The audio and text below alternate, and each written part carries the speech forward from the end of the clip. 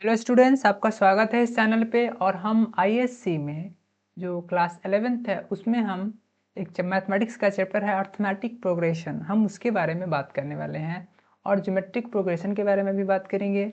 फिलहाल ये introduction chapter होने वाला है और हम समझने वाले हैं कि इसमें सीक्वेंस सीरीज क्या होता है, प्रोग्रेशन क्या होता है। और इस चैप्टर को चुनने की वजह है कि आप अर्थमेटिक प्रोग्रेशन एपी क्लास 10 में पढ़ चुके हैं, तो आप बहुत सारी चीज़ें पहले से जानते हैं। तो मुझे आपके सामने इंट्रोड्यूस करने में आसानी होगी और आपके साथ एक कॉन्फिडेंस लेवल बिल्ड करने में आपके साथ मुझे आसानी होगी और आपको भी हमसे जुड़ने में आसानी होगी, इसलिए हम इस चैप्टर की शुरुआत कर रहे हैं। तो बढ़ते हैं आगे। क्या इसमें कुछ नया मिल सकता है? जो हमने क्लास 10 में पढ़ा था उससे क्या कुछ ज़्यादा इसमें होगा? तो हाँ, ऑफकोर्स ज़्यादा होगा। तो हम बात करने वाले हैं आज उसी के बारे में।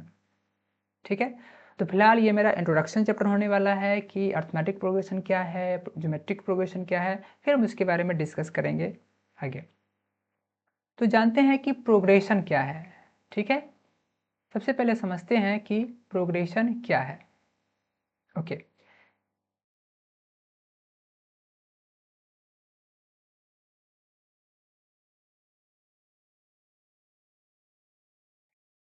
प्रोग्रेशन का बेसिक मीनिंग क्या है? A collection of objects is following the one before such that it has known first member, second member, third member, fourth member. यानी कि ये क्या है? तो सीक्वेंस बेसिकली क्या है? तो ये ऑब्जेक्ट का कलेक्शन है जिसमें कहते हैं कि first object, first member, second member, third member, fourth member. ठीक है, और इसमें जो ऑब्जेक्ट को लिखा जाता है वो नंबर के फॉर्म में लिखा जाता है। ठीक है, ठीक है। और अगर इसी को फिर से समझना चाहे अच्छे तरीके से तो आप समझ सकते हैं कि सीक्वेंस क्या है, इसी का दूसरा नाम क्या है? तो प्रोग्रेशन है। और सीक्वेंस क्या है या फिर प्रोग्रेशन क्या है? तो हम जनरली हम 11th क्लास में इस सीक्वेंस को सीक्वेंस ना करके हम प्रोग्रेशन वर्ड का यूज करते हैं इसको इंडिकेट करने के लिए। जैसे अर्थमेटिक सीक्वेंस तो नहीं कहते हैं, अर्थमेटिक प्रोग्रेशन यूज करते हैं, लेकिन अर्थमेटिक सीक्वेंस भी गलत नहीं है। ठीक है, तो प्रोग्रेशन का बेसिक मीनिंग क्या होता है? तो सीक्वेंस होता है। और whose member follow a specific rule और पैटर्न, जिसका मेंबर क्या करता है? स्पेसिफिक रूल को फॉलो करता है, स्पेसिफिक पैटर्न को फॉलो करता है। ठीक है, तो इसमें सीक्वेंस में इस प्रोग्रेशन में क्या हो सकते हैं? मेंबर कितने हो सकते हैं? तो इनफाइनाइट मेंबर भी हो सकते हैं, फाइनाइट मेंबर भी हो सकते हैं। अगर डॉट डॉट डॉट दिया हुआ है इसका मतलब क्या है कि इसमें नंबर ऑफ जो मेंबर है वो क्या इनफाइनाइट है। ठीक है, और अगर डॉट डॉट डॉट नहीं दिया हुआ यानी कि उस सीक्वेंस में, उस प्रोग्रेशन में क्या नंबर ऑफ टर्म क्या है? तो फाइनाइट है। ठीक है, और इस सीक्वेंस को कैसे डिनोट करते हैं? तो इस तरीके से डिनोट करते हैं। ठीक है, और मान लेते हैं कि ये सीक्वेंस है 1 3 5 7। आप देख रहे होंगे कि कुछ पैटर्न को फॉलो कर रहा है। 1 में 2 ऐड करेंगे तो 3 होगा, 3 में 2 ऐड करेंगे तो 5 होगा, 5 में 2 ऐड करेंगे तो 7 होगा। ठीक है, उसी तरीके से नीचे क्या 2 में -2 से मल्टीप्लाई करेंगे तो -4 होगा, -4 में -2 से मल्टीप्लाई करेंगे तो 8 होगा। ठीक है, तो इस तरीके से क्या ये एक सर्टेन पैटर्न को, स्पेसिफिक रूल को फॉलो कर रहा है। ठीक है, यानी कि प्रोग्रेशन को क्या कह सकते हैं? हम सीक्वेंस भी कहते हैं या फिर सीक्वेंस प्रोग्रेशन, दोनों एक ही बात है। और ये कितने टाइप का होता है? तो दो टाइप का होता है, फाइनाइट होता है और इनफाइनाइट होता है। जिसमें नंबर ऑफ टर्म क्या हो, फाइनाइट हो, उसको कहते हैं फाइनाइट सीक्वेंस। जिसमें नंबर ऑफ टर्म क्या इनफाइनाइट हो, उसको बोलेंगे इनफाइनाइट सीक्वेंस। ठीक है, अब एक एक करके समझते हैं। जैसे 1 3 5 7, तो आप क्या देख रहे हैं कि 1 में हम 3 को 1 में 2 ऐड करेंगे तो क्या मिलेगा? 3 मिलेगा। ठीक है, 3 में क्या करेंगे? 2 ऐड करेंगे तो क्या मिलेगा? 5 मिलेगा। 5 में 2 ऐड करेंगे तो क्या होगा? 7 होगा। तो इस तरीके से क्या कर रहा है? ये स्पेसिफिक पैटर्न को फॉलो कर रहा है और ये जनरलाइज्ड टर्म है। यानी कि आप n का वैल्यू अगर 1 लिखेंगे तो tn कितना हो जाएगा? t1 कितना हो जाएगा? 2 इंटू 1 माइनस 1, यानी कि 2 माइनस 1 1 हो गया पहला टर्म। उसके बाद n का वैल्यू 2 लेंगे तो क्या होगा? t2 equals to 2 into 2 minus 1, तो हो जाएगा 4 माइनस 1 3, हमारा दूसरा टर्म मिल गया। n इक्वल्स टू 3 पुट करेंगे तो क्या होगा? t3 इक्वल्स टू क्या हो जाएगा? 3 इंटू 2 2 इंटू 3 माइनस 1, यानी कि 6 माइनस 1 क्या हो जाएगा, तो 5 हो जाएगा। उसी तरीके से n इक्वल्स टू 4 पुट करेंगे तो क्या होगा, n t4 हो जाएगा। t4 कितना हो जाएगा, तो 2 इंटू 4 माइनस 1 कितना हो जाएगा, 8 माइनस 1 कितना होगा, 7 होगा। तो इस तरीके से जो इस सीक्वेंस में दिया हुआ है 1 3 5 7 एक सर्टेन रूल को फॉलो करता है, स्पेसिफिक रूल को फॉलो करता है, और ये उसका जनरलाइज टर्म है। इसमें हम n का वैल्यू 1 से लेकर के जहाँ तक पुट करते जाएंगे उसी तरीके से हमको आगे का टर्म मिलता जाएगा। तो अगर हम n का वैल्यू 10 पुट करेंगे तो क्या होगा, 10वां टर्म मिलेगा। तो क्या होगा, 2 into 10 minus 1 that is 20 minus 1 क्या होगा, तो 19 हो जाएगा।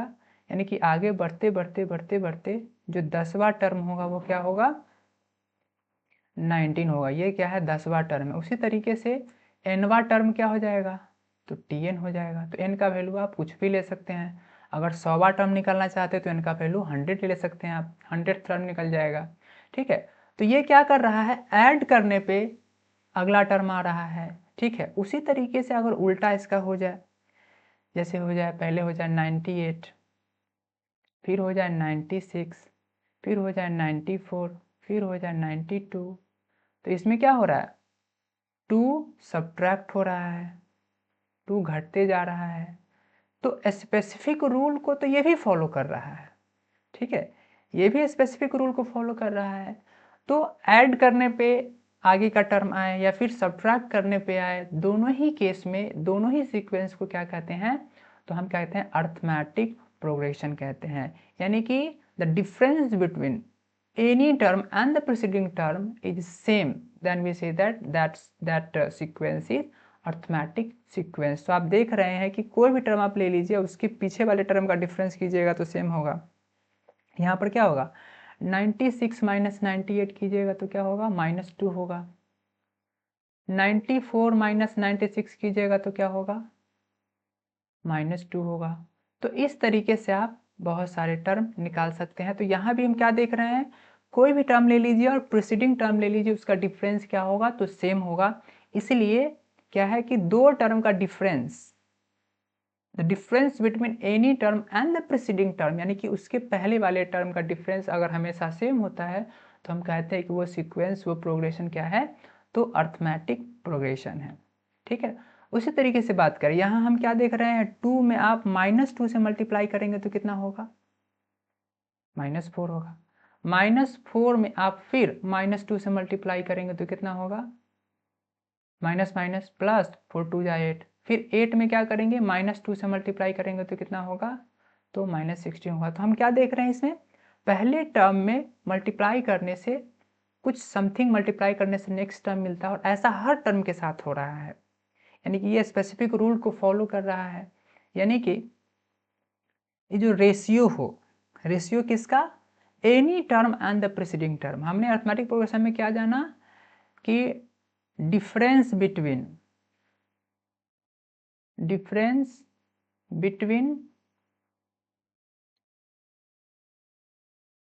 any term and its preceding term is same। कोई भी टर्म ले लीजिए, उसके पहले वाले टर्म का डिफरेंस क्या होता है, हमेशा सेम होता है। यहां बात करेंगे रेशियो का। रेशियो क्या हो, एनी टर्म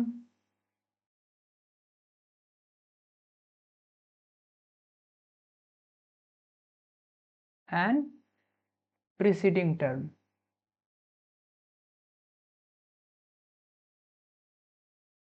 जैसे यहां देख लीजिए, -4 बाई -2 कितना होगा, -2 होगा। 8 बाई -4 कितना होगा, तो -2 होगा। -16 बाई 8 कितना होगा, -2 होगा। तो हम क्या देख रहे हैं कि कोई भी टर्म ले लीजिए और उसके पीछे वाला टर्म ले लीजिए, कोई भी टर्म ले लीजिए, -16 ले लिए, उसके पीछे वाले टर्म 8 ले लिए, 8 ले लिए, उसके पीछे वाले प्रीसीडिंग टर्म -4 ले लिए, और सबका रेशियो क्या आता है, तो सेम आता है। ठीक है, तो अगर ऐसा होगा, सबका रेशियो सेम होगा, the ratio of any term and the preceding term then we say that sequence, that progression is geometric progression. हम उसको क्या कहते हैं, तो geometric progression कहते हैं, या फिर कह सकते हैं कि अगर डिफरेंस सेम आता है तो हम क्या कहते हैं कि वो अर्थमेटिक प्रोग्रेशन है. ठीक है, हम आगे चल करके जब डिटेल में बात करेंगे तो हम यही बात यहाँ बोलने वाले हैं. डिटेल में बात करेंगे तो फर्स्ट में जो लिखा हुआ, जो फर्स्ट मेंबर है उसको फर्स्ट टर्म भी कहते हैं और जनरली उसको ए से डिनोट करते हैं.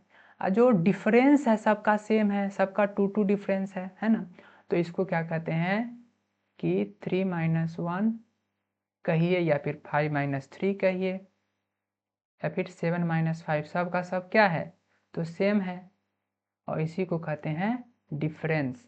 और सब में डिफरेंस क्या है, कॉमन है, इसलिए डी को आप क्या कहते हैं, कॉमन डिफरेंस भी कह सकते हैं. क्या है, तो कॉमन डिफरेंस. उसको शॉर्टकट में आप सी डी भी कह सकते हैं, या फिर जनरली आप क्या करते हैं, डी से ही इसको डिनोट करते हैं. उसी तरीके से ज्योमेट्रिक प्रोग्रेशन में भी ये भी क्या है, 2 क्या है, 2 क्या है, तो फर्स्ट टर्म है. और कॉमन रेशियो, कॉमन रेशियो कहिए या फिर रेशियो कहिए, जनरली रेशियो ही डिनोट करते हैं, R4 रेशियो, ये क्या हो जाएगा, तो -2 हो जाएगा. और ये भी क्या है, तो इसका जनरलाइज टर्म है. क्या है इसका ये, तो जनरलाइज टर्म है, यानी कि n का वैल्यू 1 पुट करेंगे तो फर्स्ट टर्म निकलेगा. तो t1 इक्वल्स टू क्या होगा, -2 का पावर 1, दैट इज -1 इंटू -1, तो कितना हो जाएगा, +2 हो जाएगा. तो फर्स्ट टर्म निकल गया. n का वैल्यू 2 लेंगे तो क्या होगा, -2 का पावर 2, तो माइनस का माइनस रह जाएगा, और माइनस का पावर जब भी इवन होता है तो प्लस हो जाता है, और 2 जा 4.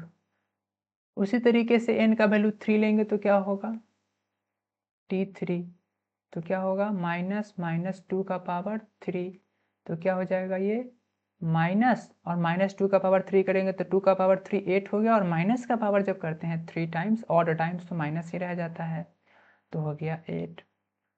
उसी तरीके से n का वैल्यू 4 करेंगे तो क्या होगा, t4 निकलेगा, और -2 का पावर 4 हो जाएगा -16. ठीक है, तो इस तरीके से अगर आप चाहे तो 10वां टर्म भी निकाल सकते हैं, यहाँ भी निकाल सकते हैं, या फिर 5वां टर्म निकालिए. 5वां टर्म क्या होगा, था -2 का पावर 5, क्या होगा माइनस, और माइनस का पावर ऑड है इसलिए माइनस ही रह जाएगा, और हो जाएगा 2 का पावर 5 32, एंड देयर इज -+32 हो जाएगा. तो इस तरीके से अगला टर्म हमको क्या मिलेगा, तो 32 मिलेगा. तो इस तरीके से क्या है, किसी भी टर्म का और उसके प्रीसीडिंग टर्म का पीछे वाले टर्म का जब रेशियो सेम होता है तो कहते हैं ज्योमेट्रिक प्रोग्रेशन. किसी भी टर्म का उसके प्रीसीडिंग टर्म का जब डिफरेंस सेम होता है तो उसको कहते हैं अर्थमेटिक प्रोग्रेशन. और इसके बारे में हम डिटेल में बात करेंगे आगे के लेक्चर में. अब जान लेते हैं सीरीज क्या होता है. तो जब आप सीक्वेंस के टर्म को ही ऐड कर देते हैं तो उसी को बोलते हैं सीरीज. यानी कि जैसे अर्थमेटिक प्रोग्रेशन उसी तरीके से अर्थमेटिक सीरीज होगा, जैसे ज्योमेट्रिक प्रोग्रेशन है उसी तरीके से क्या होगा, ज्योमेट्रिक सीरीज होगा. ठीक है, जैसे हमने पीछे पढ़ा 1 3 5 7, तो ये क्या है, अर्थमेटिक प्रोग्रेशन है. ठीक है, तो क्या हो जाएगा, 1 + 3 + 5 + 7 प्लस डॉट डॉट डॉट, ये क्या हो जाएगा, अर्थमेटिक सीरीज हो जाएगा.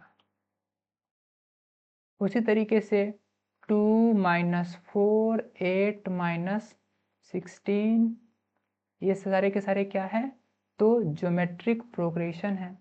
तो इसीलिए 2 - 4 + 8 - 16 प्लस ये सारे के सारे क्या हो जाएंगे, तो ज्योमेट्रिक सीरीज हो जाएंगे.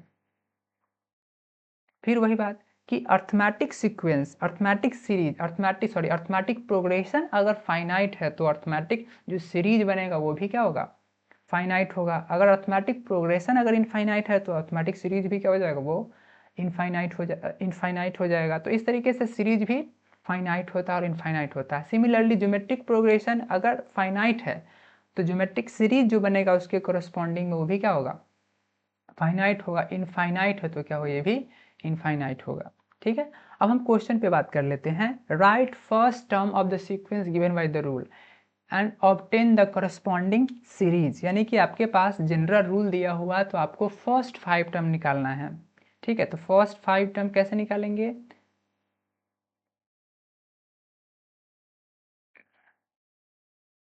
तो गिवन क्या दिया हुआ है? Tn इक्वल्स टू है 2n प्लस 1, तो n का वैल्यू 1 पुट करेंगे तो क्या होगा? T1 इक्वल्स टू क्या होगा? 2 इंटू 1 प्लस 1 क्या हो जाएगा? 2 प्लस 1 इक्वल्स टू क्या हो जाएगा? 3 हो जाएगा। ठीक है, उसी तरीके से क्या होगा? n इक्वल्स टू 2 पुट करेंगे तो क्या होगा? T2 हो जाएगा। तो 2 इंटू 2 प्लस 1 करेंगे तो क्या होगा? 4 प्लस 1 करेंगे तो क्या होगा? तो 5 होगा। n इक्वल्स टू 3 पुट करेंगे तो क्या होगा? T3 इक्वल्स टू हो जाएगा 2 into 3 plus 1 that is 6 plus 1 equals to 7 हो गया। n इक्वल्स टू 4 पुट करेंगे तो कितना होगा? T4 हो जाएगा। ठीक है, T4 इक्वल्स टू कितना होगा? तो 2 इंटू 4 प्लस 1 यानी कि 8 प्लस 1 यानी कि 9 हो गया। ठीक उसी तरीके से n इक्वल्स टू 5 करेंगे तो क्या होगा? T5 equals to 2 into 5 plus 1 करेंगे तो कितना होगा? 10 प्लस 1 11 हो गया। तो हमको फर्स्ट 5 टर्म सीक्वेंस का पता चल गया। ठीक है,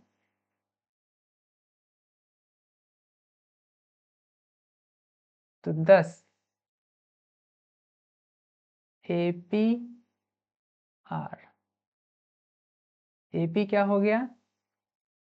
10 AP इज, क्योंकि AP एक ही प्रोग्रेशन है, 10 AP is 3 5 7 9 11 dot dot dot and corresponding series क्या हो जाएगा? सीरीज बनाने के लिए क्या करते हैं? तो उसी के बीच में हम प्लस का साइन दे देते हैं तो क्या हो जाता है वो? तो सीरीज बन जाता है, यानी कि 3 प्लस 5 प्लस 7 प्लस 9 प्लस 11, यही क्या हो गया? तो हमारा कॉरेस्पॉन्डिंग सीरीज हो गया। ठीक है, ओके, अब आगे बढ़ते हैं। नेक्स्ट क्वेश्चन की तरफ आगे बढ़ते हैं। नेक्स्ट क्वेश्चन क्या है? What is the 15th terms of the sequence defined by Tn, यानी कि कोई रूल दिया हुआ है, ठीक है, उससे आपको क्या करना है? तो 15th टर्म निकालना है। तो सिंपल सी बात है, 15th आप निकालने का मतलब हुआ कि n के जगह पे हमको 15 पुट करना है, तो क्या होगा? n इक्वल्स टू 15, तो क्या हो जाएगा? T15।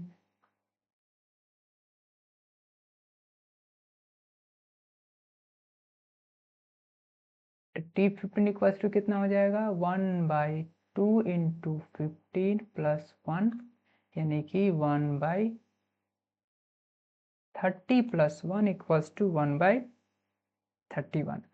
इतना ही निकालना था, 15th टर्म निकालना था सीक्वेंस का, निकल गया। ठीक है, ओके, नेक्स्ट क्वेश्चन है right the next 3 terms of the sequence. तो दूसरा टर्म आपको पता है और आपको n का वैल्यू क्या करना है? तो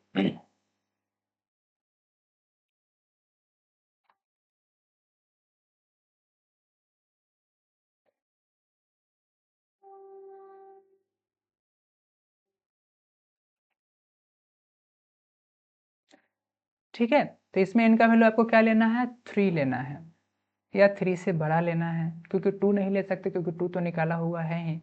1 भी नहीं ले सकते क्योंकि 1 - 1 T0, जीरोवा टर्म तो होता नहीं है, पहला टर्म होगा दूसरा टर्म होगा। तो आपको क्या करना है कि नेक्स्ट 3 टर्म निकालना है, और n का वैल्यू क्या होगा? 3 होगा और 3 से बड़ा होगा। ठीक है, तो आप लिखना चाहे तो लिख सकते हैं। T2 इक्वल्स टू 2 दिया हुआ है, Tn इक्वल्स टू क्या है? तो Tn-1 प्लस 1 दिया हुआ, और n का वैल्यू क्या होने वाला है? तो 3 और 3 से बड़ा होने वाला है। तो पहला वैल्यू क्या लेते हैं, n इक्वल्स टू 3 ले लेते हैं। तो T3 क्या हो जाएगा,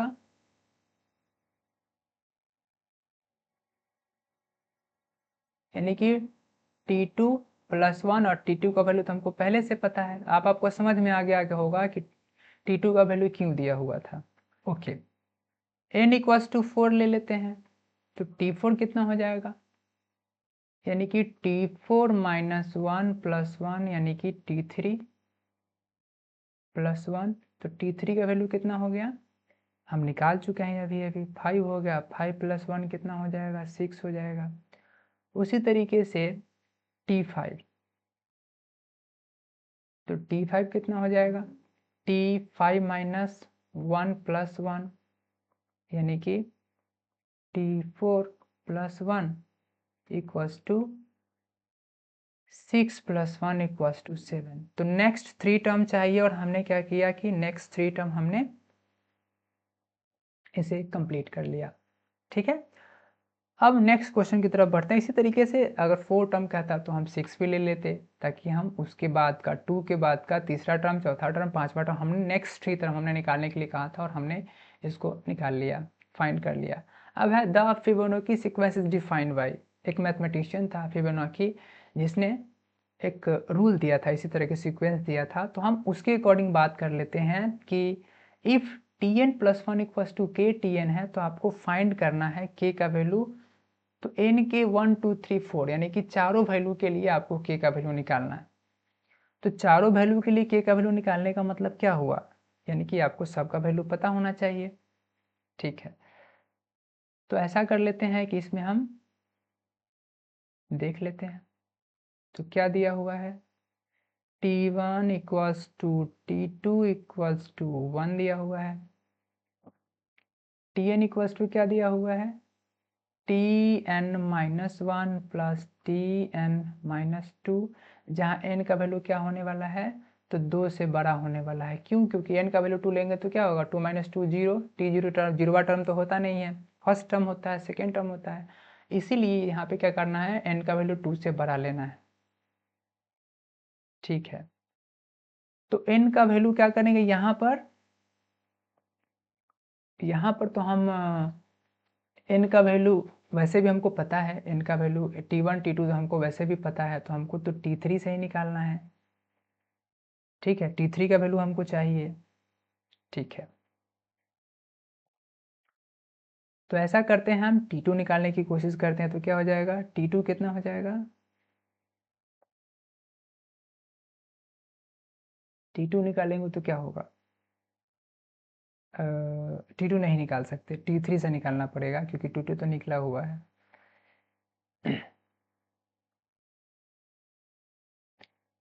तो अब क्या करते हैं, n का वैल्यू हम क्या ले लेते हैं, n का वैल्यू हम 2 ले लेते हैं। तो क्या होगा, T2 plus 1 equals to,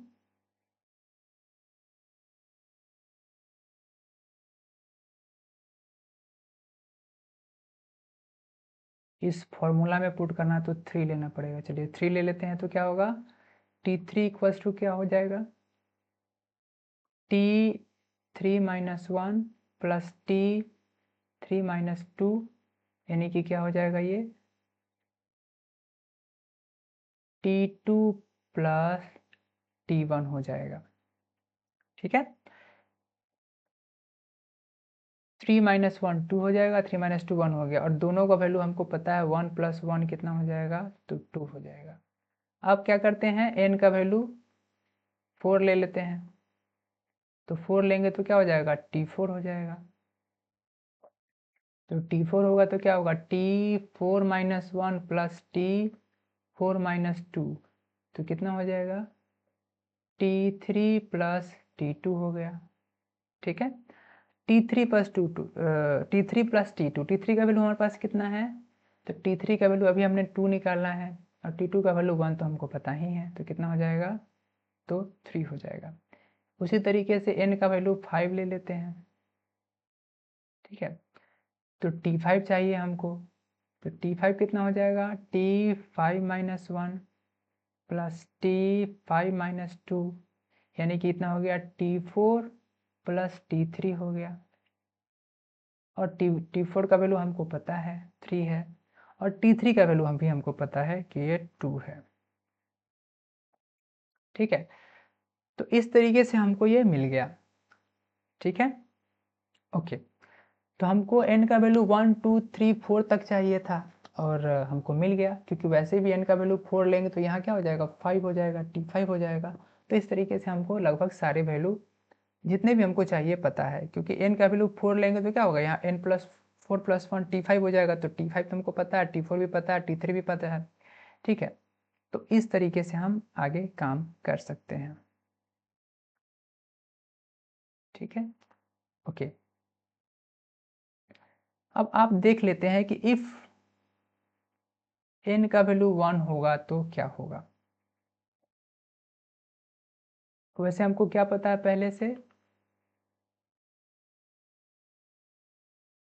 given में क्या दिया हुआ है, Tn plus 1 equals to KTn, और हर बार हमको क्या करना है, k का वैल्यू निकालना है।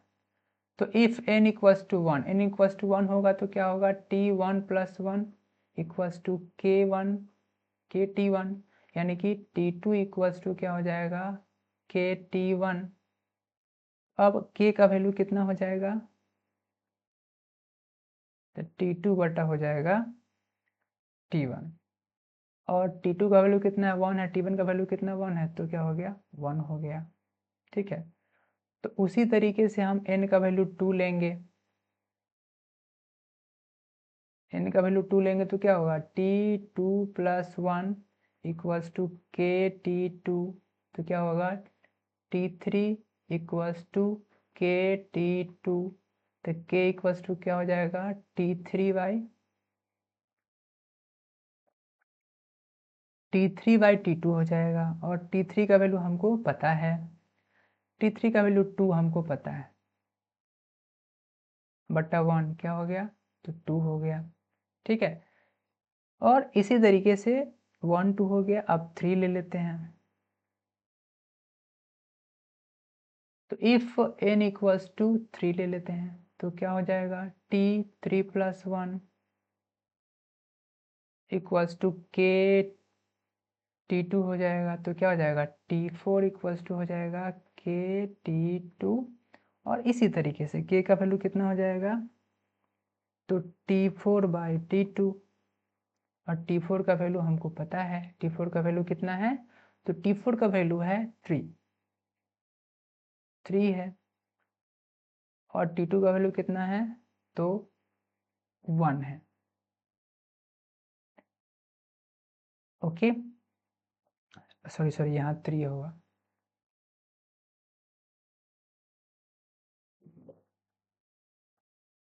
यहाँ पर क्या होगा, तो यहाँ पे 3 हो जाएगा, तो यहाँ हो जाएगा 3, तो k इक्वल्स टू कितना हो जाएगा, T4 बाई T3 हो जाएगा, और T4 का वैल्यू हमको पता है, T4 T3 चाहिए, T4 T3 यानी कि 3 बाई 2 हो जाएगा। ठीक है, और इस तरीके से हम नेक्स्ट भी निकाल सकते हैं। इफ n इक्वल्स टू 4, तो क्या हो जाएगा, T4 plus 1 T4 plus 1 equals to KT4, तो क्या होगा, T5 इक्वल्स टू क्या हो जाएगा, KT4, तो k इक्वल्स टू क्या हो जाएगा, T5 बाई T4, और T5 का वैल्यू हम निकाल चुके हैं, और 4 का भी, तो क्या हो जाएगा, 5 बाई 3 हो जाएगा। ठीक है, तो इस तरीके से हमारा ये सीरीज हुआ। अब हम आगे जो बात करने वाले हैं, ठीक है, हम नेक्स्ट क्लास में जो बात करने वाले हैं वो क्या होगा हमारा, तो हम अर्थमेटिक प्रोग्रेशन के बारे में बेसिकली बात करने वाले हैं। इसी के बारे में हम डिटेल में बात करेंगे, और इससे रिलेटेड हम क्वेश्चन लेंगे और डिस्कस करेंगे। तो ये हमारा सीक्वेंस सीरीज का एक इंट्रोडक्शन टाइप हुआ कि कैसे अर्थमेटिक प्रोग्रेशन और ज्योमेट्रिक प्रोग्रेशन आया एग्जिस्टेंस में। ठीक है, तो आगे हम बात करेंगे नेक्स्ट क्लास में। ठीक है, तो मिलते हैं फिर से आगे के क्लास में हम, और अंत तक बने रहने के लिए बहुत बहुत धन्यवाद, शुक्रिया। और इस चैनल को आप सब्सक्राइब कीजिए क्योंकि आपका सपोर्ट बहुत मायने रखता है। तो मिलते हैं आगे की क्लास में, जुड़ने के लिए बहुत बहुत शुक्रिया।